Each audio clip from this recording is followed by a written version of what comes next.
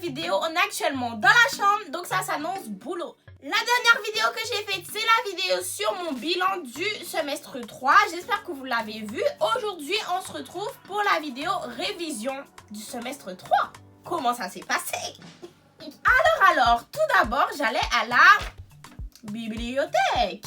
Ça ne change pas. Parce que chez moi, j'arrive pas à travailler. Pendant un mois, j'allais à la BU vraiment tous les jours. C'est-à-dire que du lundi, 8h30, jusqu'au dimanche, 13h, parce que ça ouvrait à 13h la bibliothèque. Enfin, j'allais à la BU du lundi au dimanche. Dimanche soir, je me préparais pour aller à la bibliothèque le lendemain. Je pense que vous avez compris. Niveau planning de révision, j'ai vraiment fait 70% d'exercices et 30% de cours, limite 80% d'exercices vs 20% de cours.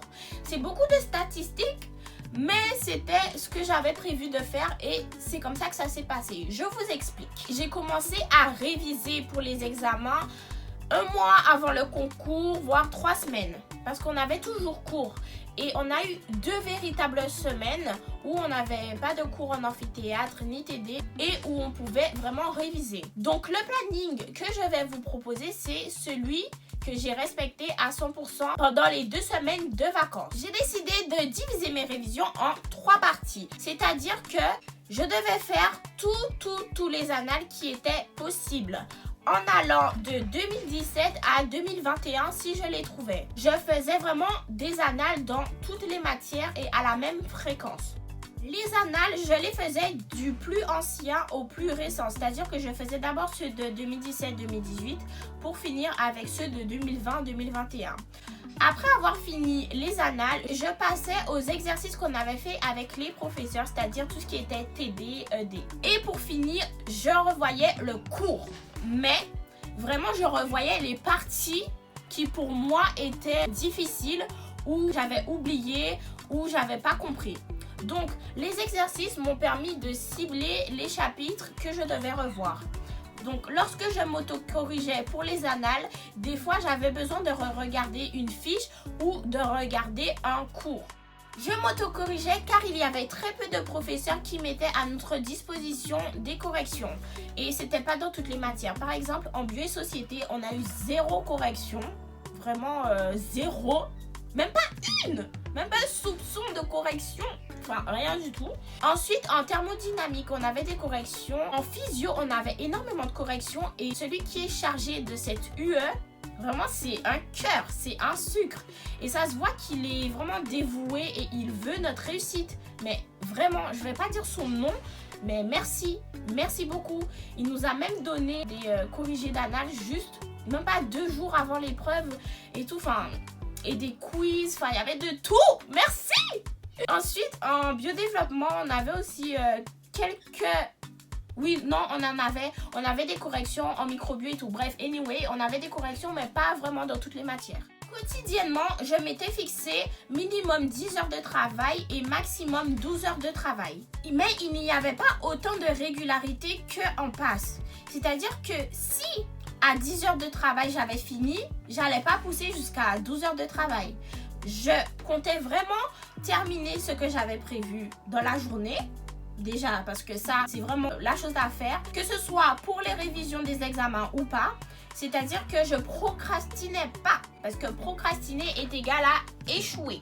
Donc, si je m'étais dit qu'aujourd'hui, je fais 4 annales, je faisais 4 annales. Et des fois, lorsque j'avais encore de la force, je continuais à faire des annales et c'est là que j'arrivais à 12 heures de travail par jour. Comme je l'ai dit il n'y a même pas 1 minute, faire des annales permet de se positionner et de savoir où sont nos lacunes. Parce qu'il faut bosser ses faiblesses et consolider ses acquis. Ça c'est ma phrase, j'aime trop. Concernant mes matières préférées pour ces examens et ces révisions, c'était la thermodynamique. Franchement, c'est bizarre dit comme ça, mais en fait, les calculs, c'est pas sorcier. C'est vraiment pas sorcier. C'est-à-dire qu'il faut apprendre une formule et il faut la répéter. Surtout qu'on n'avait pas toutes ces formules-là de passe là, mais oh mon Dieu! Je crois qu'on avait, allez, 2-3 formules grand maximum à apprendre. Alors que l'année dernière là, mais oh là là, mais toutes les formules qu'il fallait apprendre. en passant par l'enthalpie, l'enthalpie libre, les constantes, le gaz parfait. Je crois que je vais jamais l'oublier. C'est PV est égal à NRT. Mais vraiment ça, c'est incroyable. En tout cas, j'aimais beaucoup la thermo. Il fallait juste appliquer ce qu'on avait vu. Et dans les annales, c'était tellement répétitif. Il y avait genre 3 exercices et c'était toujours la même chose. Donc, j'ai beaucoup aimé la thermo. La matière que j'ai pas trop aimé pendant mes révisions, mais du coup que j'ai beaucoup bossé, c'était la microbio. D'ailleurs, si vous avez regardé ma dernière vidéo, j'ai dit qu'en microbio, je pense pas que ça s'est trop bien passé pendant les examens. Mais bon, on verra. En tout cas, là, pendant les révisions, c'était pas ma matière préférée parce que déjà de 1, lorsque je voyais les corriger et qu'ils mettaient 5 points juste parce qu'on avait dit le mot bactérie, je me suis dit mais c'est quoi ça? Parce qu'ils notent hyper sévèrement et c'est vraiment minutieux. Enfin, chaque mot compte. Et un mot vaut au moins 5, voire 2, 3, genre 6 points. Genre c'est incroyable. Donc vraiment la microbio, c'est pas la matière que j'aimais beaucoup. Surtout qu'ils sont très dans les détails et j'aimais pas trop en fait. Et avec la microbio, soit ça passe, soit ça casse. Passons maintenant au planning de révision. Alors, j'avais décidé de faire un JA, c'est-à-dire un premier jour, et ensuite faire un deuxième jour.